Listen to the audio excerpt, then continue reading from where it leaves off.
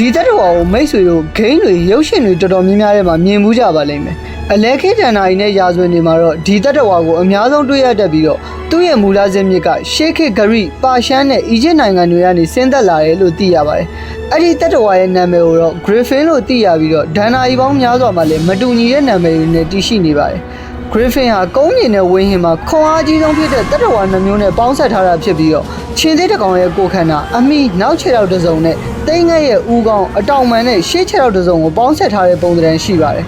Griffin ဟာဉာဏ်ပညာနဲ့စွမ်းအားကိုကိုစားပြုပြီးတော့ရှေးခေတ်သူရဲကောင်းတွေဟာရန်သူတွေကိုခြောက်လန့်ဖို့အတွက် Griffin ရဲ့ရုပ်ပုံကိုသူတို့ရဲ့ချက်ဝတ်တစားနဲ့ဓာတ်တွေမှာဆေးချယ်ထားကြပါတယ်။ Greek mythology မှာတော့ Griffin ဟာနေနဲ့ဖျားအပိုလိုရဲ့ယထာကိုဆွဲပေးရပြီးတော့အပိုလိုဟာအဲ့ယထာလုံးနဲ့ပဲနေနဲ့ကဘာကိုအသွားပြန်ခီးနေပါတယ်။ပါရှန်အိမ်ပါယာကြီးစိုးခဲ့တဲ့ကာလတွေမှာတော့ Griffin ကိုမကောင်းမှုနဲ့စုံးတက်တွေကနေကာကွယ်ပေးတဲ့တတ္တဝါအဖြစ်ဖော်ပြခဲ့ကြပါတယ်။